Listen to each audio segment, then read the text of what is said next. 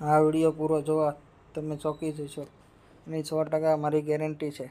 તમારા રૂવાડા પણ ઊભા થઈ જશે. ઘરમાં કામ કરતી નોકરાણી અને મારા પતિ સાથે મેં મારા ઘરમાં એવી હાલતમાં જોઈ અને હું પણ ચોંકી ગઈ.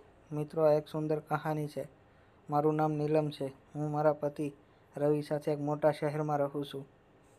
રવિ એક સારી નોકરી કરે છે અને નોકરી કરતાં કરતાં તેમને 2 વર્ષ થઈ ગયા છે.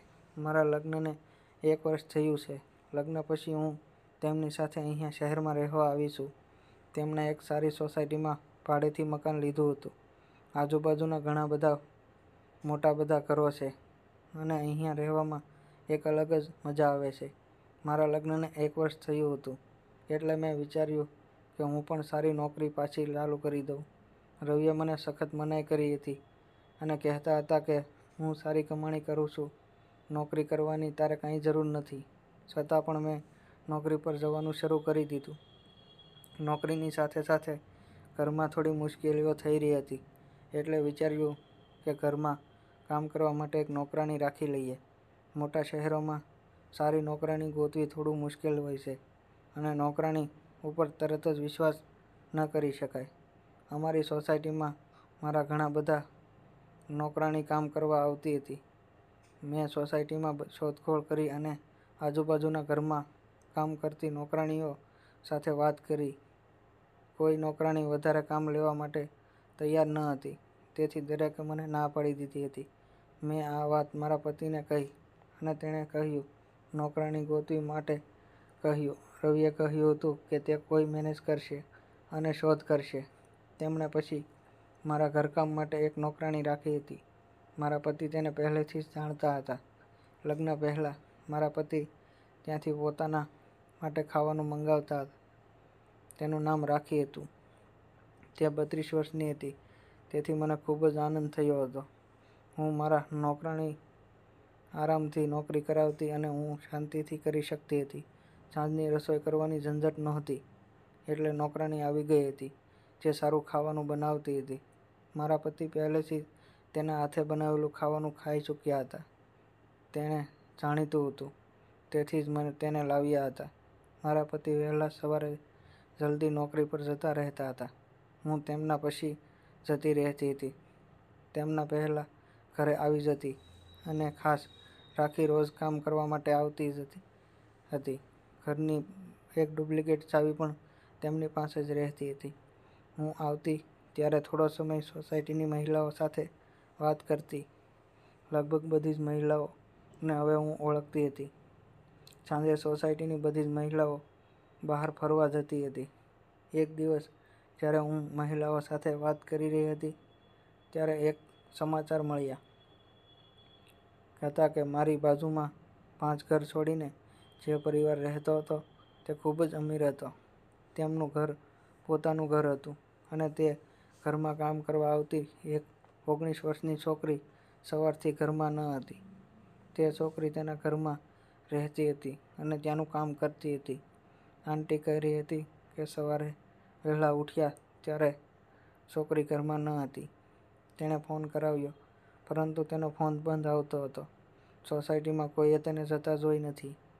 આંટી કહેવા લાગી કે બધા ઘરમાં તપાસ કરાવવી પડશે, સાથે કંઈક લઈએ તો નહીં ને અને છોકરી તો સારી હતી પણ આજકાલ ક્યારે કોણ બદલાઈ જાય તે કહેવાય નહીં અને મારી પણ તેની છોકરી સાથેની મુલાકાત થઈ હતી. સારી છોકરી હતી અને મીઠા સ્વભાવની હતી એટલે જ તો હું તેના વિશે જાણતી હતી. વાતચીત કર્યા પછી હું ઘરે આવી. મારા પતિ પછી આવતા હતા. 8 વાગ્યા પછી આવતા હતા. તેમની ગાડી ઘરની બહાર જ દેખાણી. આજે તો એટલા વહેલા કેમ આવી ગયા વિચાર કરતી હતી અને હું દરવાજા તરફ જતી રહી ત્યારે મારી ચાવીથી દરવાજો ખોલવાનો પ્રયત્ન કર્યો હતો પણ ખુલ્યો નહીં કારણ કે તે અંદરથી બંધ હતો. ડોરબેલ વગાડી અને થોડી જ વાર પછી ઊભી રહી છતાં પણ દરવાજો ખુલ્યો નહીં. થોડી વાર પછી મારા પતિએ દરવાજો ખોલ્યો. રવિએ કહ્યું, તું આવી ગઈ? તેમના ચહેરા પર એક અજબ જ ડર હતો. ત્યાર પછી મેં પૂછ્યું હતું, શું થયું? તમે કેટલા બધા કેમ ડરેલા લાગો છો? તો તેણે જવાબ આપ્યો હતો કે કંઈ નહીં, હું નાહી રહ્યો હતો તેથી જ દરવાજો અંદરથી બંધ કરી દીધો હતો. ડોરબેલનો અવાજ કાન સુધી આવ્યો નહીં. તેમની વાત સાંભળીને હું બેડરૂમમાં ગઈ. હું સવારથી જ બહાર હતી. મને ખૂબ જ થાક લાગ્યો હતો. બેડરૂમનો દરવાજો બંધ કરવાનું ભૂલી ગઈ હતી. તેથી જ પવનની હોવાથી દરવાજો ખુલ્યો હતો. મારા બેડરૂમના અરીસામાં અમારા હોલના બાથરૂમનો ભાગ દેખાય છે. હું અરીસાની સામે ઊભી હતી અને મારો મેકઅપ ઉતારી રહી હતી. અચાનક જ તે છોકરી અરીસામાં દેખાઈ અને તે અમારા હોલના બાથરૂમમાં હતી. મારા પતિ પણ તે બાથરૂમમાં જ ગયા હતા, જ્યાં તે છોકરી પહેલેથી જ અંદર હતી. આ બધું જોઈને મને વિશ્વાસ ન થયો. અચાનક જ હું ચોંકી ગઈ હતી. આ બધું સાંભળીને તમે પણ ચોંકી જશો. પવનના કારણે મારા રૂમનો દરવાજો અંદરથી બંધ થઈ ગયો હતો. હવે હું બહાર કંઈ જોઈ શકતી ન હતી. હું મારા માથા પર હાથ મૂકીને બેડરૂમમાં બેડ પર બેસી ગઈ. હું વિચારી રહી હતી કે બહાર જઈને જોઉં કે જોયું તે બધું સાચું છે કે ખોટું. ધીમે ધીમે બેડરૂમનો દરવાજો ખોલવાનો પ્રયાસ કર્યો હતો. જ્યારે મેં દરવાજો ખોલ્યો હતો ત્યારે બાથરૂમનો દરવાજો ખુલ્લો હતો, પરંતુ મારા પતિ અને છોકરી ત્યાં ન હતા. મારી સ્થિતિ ખરાબ હતી. હું તમને સમજાવી પણ શકતી નહોતી. હું વિચારી રહી હતી કે મારા પતિ તે છોકરીને કેવી રીતે ઓળખે છે અને તે છોકરી મારા પતિ સાથે શું કરી રહી હતી અને હવે મારા પતિ તેને લઈને ક્યાં ગયા છે. મેં વિચાર્યું અને તેને ફોન તરત જ કર્યો અને તેણે થોડા સમયમાં ફોન પણ ઉઠાવ્યો. મારા કંઈ પણ પૂછ્યા પહેલાં તેણે મને કહ્યું, મારે થોડું કામ આવી ગયું છે, હું થોડી જ વાર પછી આવીશ. આટલું કહેતાં તેણે ફોન કાપી નાખ્યો હતો. ત્યાર પછી મારા મોઢે ખોટું બોલી રહ્યા હતા અને તેણે આવું કહ્યું હતું અને તે શું કામ કહ્યું હતું એ મને નથી ખબર. તમે શું પૂરું સાંભળીને ચોંકી જશો. મારી સાથે ખોટું બોલવું પડ્યું. હું મારા આંસુ રોકી રહી હતી અને મારા દિલને સમજાવી રહી હતી કે મારી તેની સાથે બેસીને વાત કરી લેવી જોઈએ. વધારે વિચારવાની જરૂર નથી. કદાચ બીજું કંઈ પણ હશે, પણ મારા મનમાં એક જ વિચાર હતો કે મેં તે છોકરીને અરીસામાં જોઈ હતી. થોડીવાર પછી અમારી નોકરાણી પણ આવી ગઈ હતી અને મને ચિંતિત અવસ્થામાં જોઈને તેણે પૂછ્યું, મેડમ શું થયું છે?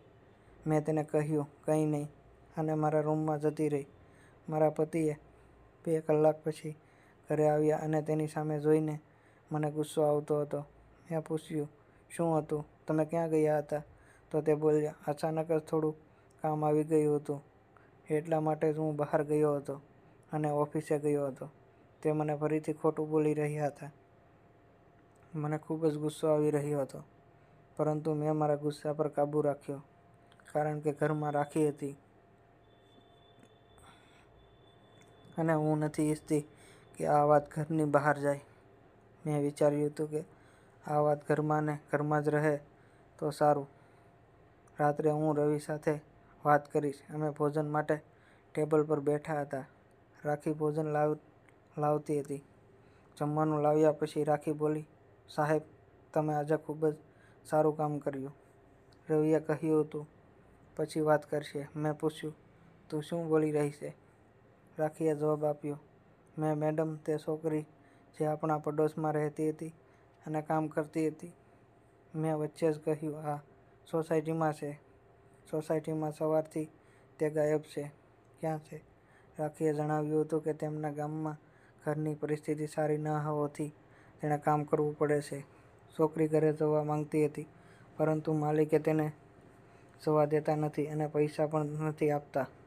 તે ઘરમાં એક દિવસ અને રાત 8 લોકોનું કામ કરતી હતી અને શરૂઆતમાં ફક્ત 2 જ લોકો હતા, પરંતુ પછી 8 લોકો આવી ગયા. જ્યારે તેને કામ છોડીને જવાની વિનંતી કરી ત્યારે તેના માલિકે કહ્યું, તું અહીં નહીં જઈ શકે જ્યાં સુધી અમે બીજી કોઈ મહિલા કામ કરનાર ન ગોતી લઈએ. તેમણે પૈસા પણ આપતા નહીં.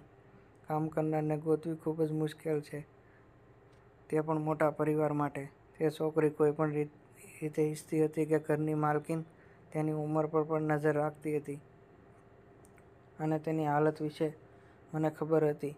તે દિવસે સવારે 8 ઘરમાંથી ભાગી ગઈ અને અહીંયા આવી ગઈ. તે રડી રહી હતી. મેં માલિકને આખી વાત જણાવતી. હું સાહેબને વધુ જાણું છું એટલે મેં તમને નહીં પણ સાહેબને જણાવ્યું. મેં તેની મદદ કરવાનું કહ્યું.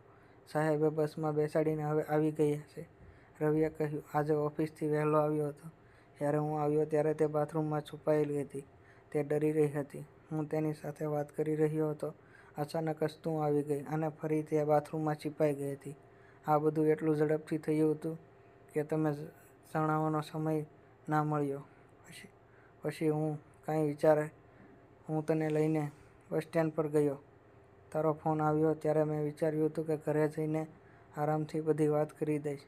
છોકરી સીધી હતી અને ત્યાં આનંદમાં હતી. પોતાના ઘરે જઈ રહી હતી.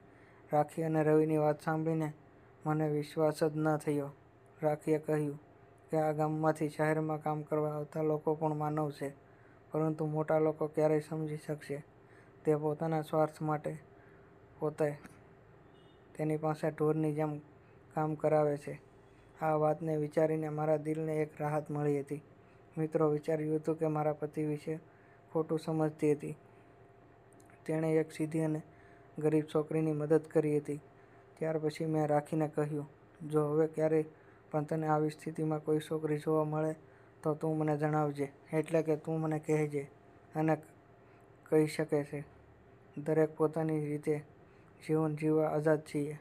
મિત્રો તમને પણ મારી આ સ્ટોરી કેવી લાગી? સારી લાગી હોય તો કોમેન્ટમાં જરૂર કહેજો. આ વિડીયો જોવા માટે ચેનલને સબસ્ક્રાઈબ કરો. વિડીયોને જોવા બદલ ખૂબ ખૂબ ધન્યવાદ. આ વાર્તા ફક્ત ને ફક્ત કાલ્પનિક અને મનોરંજન માટે બનાવવામાં આવે છે.